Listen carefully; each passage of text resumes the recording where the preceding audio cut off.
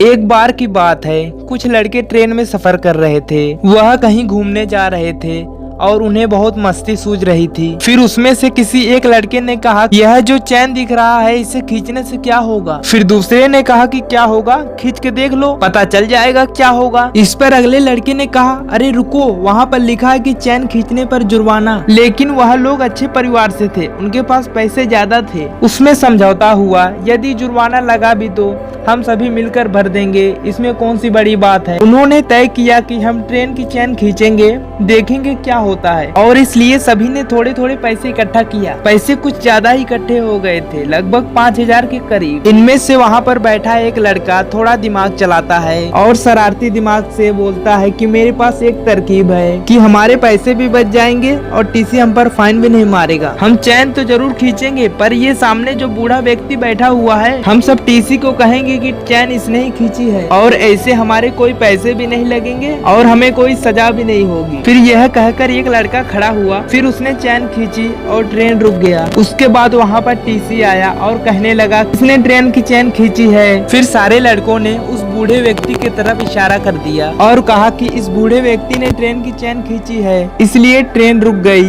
फिर टीसी ने कहा, तुमने चैन खींची। बूढ़े व्यक्ति ने कहा, जी साहब, मैंने ट्रेन की चैन खींची है। इस पर सारे लड़के बूढ़े को देखने लगते हैं कि इस बूढ़े ने एक बार में ही अपना जुर्म मान लिया, जो जुर्म इसने किया ही नहीं। फिर बूढ़े व्यक्ति ने कहा कि मैंने ट्रेन की चैन खींची है, पर आपने यह जानने की कोशिश नहीं किया कि मैंने ट्रेन की चैन क्यों खींचा। इन पांचों के पांचों लड़के ने मुझे बहुत परेशान किया और मेरे सारे पैसे भी ले लिए। मैं बहुत ज्यादा परेशान हो गया था, मुझे कोई और उपाय नहीं सूझा, इसलिए मैंने ट्रेन की चैन खींच दिया ताकि आप मेरे पास आ सको और मेरी मदद कर सको। फिर टीसी ने कहा कि तुम्हारे पास क्या सबूत है कि इन्होंने तुम्हारे पैसे लिए हैं। बूढ़ा व्यक्ति कहता है कि मेरे पास कुल 5,000 रुपए थे, जो कि इस लड़के ने मुझसे छीनकर अपने जेब में रखा हुआ है। टीसी ने उस लड़के का जेब चेक किया तो उस लड़के के जेब में पैसे निकले। टीसी समझ गया कि इन लड़कों ने इस बूढ़े व्यक्ति को परेशान किया है। लड़के के जेब में से पैसे लेकर उस बूढ़े व्यक्ति को टीसी ने दे दिया। फिर टीसी ने कहा कि यदि तुम फिर से परेशान करोगे